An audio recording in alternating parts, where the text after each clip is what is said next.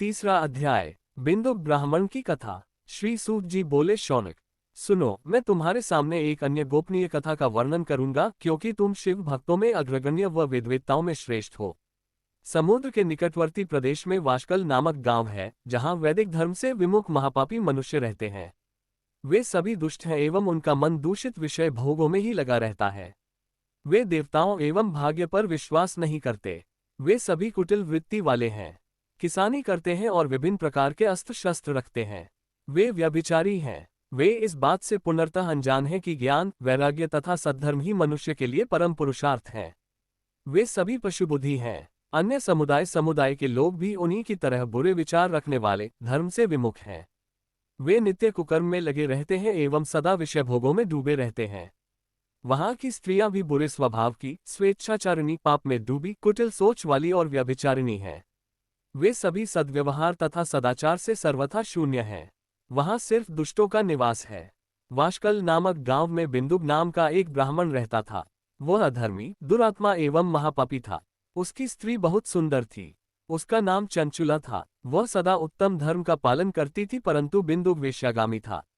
इस तरह कुकर्म करते हुए बहुत समय व्यतीत हो गया। उसकी स्त्री काम से पीड़ित होने पर भी स्वधर्मनाश के भय से क्लेश सहकर भी काफी समय तक धर्मभ्रष्ट नहीं हुई। परंतु आगे चलकर वह भी अपने दुराचारी पति के आचरण से प्रभावित होकर दुराचारिणी और अपने धर्म से विमुख हो गई। इस तरह दुराचार में डूबे हुए उन पति पत्नी का बहुत सा समय व्यर्थ बीत गया। वेश्यागामी, दूषित बुद्धि वाला वह दुष्ट ब्राह्मण बिंदुक समयानुसार मृत्यु को प्राप्त हो नरक में चला गया। बहुत दिनों तक नरक के दुखों को भोगकर वह मूल बुद्धि पापी विंध्य पर्वत पर भयंकर पिशाच हुआ। इधर उस दुराचारी बिंदुक के मर जाने पर वह चंचुला नामक स्त्री बहुत समय तक पुत्रों के साथ अपने घर में रहती रही। पति की मृत्यु के बाद वह भी अपने धर्म से गिरकर पर पुरुषों का संग करने लगी थी।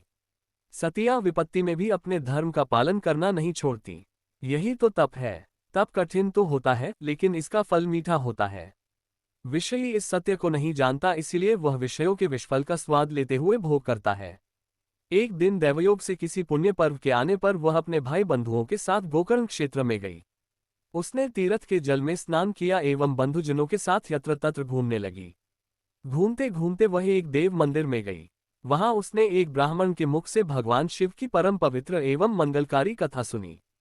कथावाचक ब्राह्मण कह रहे थे कि जो स्त्रियां व्यभिचार करती हैं, वे मरने के बाद जब यमलोक जाती हैं, तब यमराज के दूत उन्हें तरह तरह से यंत्रणा देते हैं। वे उसके कामांगों को तप्त लौह दंडों से दागते हैं। तप्त लौह के पुरुष से उसका संसर्ग कराते हैं। ये सारे दंड इतनी वेदना देने वाले होते हैं कि जीव पुकार पुकार कर कहता है कि अब वह ऐसा नहीं करेगा, लेकिन यमदूत उसे छोड़ते नहीं। कर्मों का फल तो सभी को भोगना पड़ता है। देव, ऋषि, मनुष्य सभी इससे बंधे हुए हैं।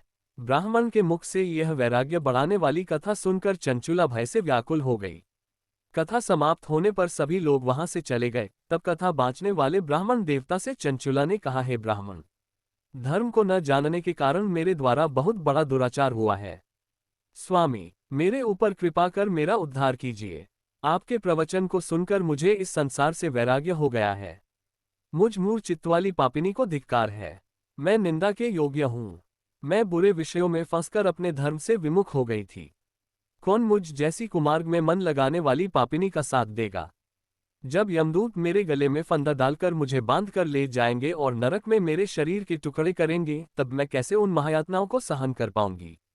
मैं सब प्रकार से नष्ट हो गई हूँ, क्योंकि अभी तक मैं हर तरह से पाप में डूबी रही हूँ। हे ब्राह्मण, आप मेरे गुरु हैं, आप ही मेरे माता पिता हैं। मैं आपकी शरण में आई हूँ। मुझ अबला का अब आप ही उद्धार कीजिए। सूत जी कहते हैं, शौनक, इस प्रकार विलाप करती हुई चंचुला ब्राह्मण देवता के चरणों में गिर पड़ी। तब ब्राह्मण ने उसे कृपापूर्वक उठाया।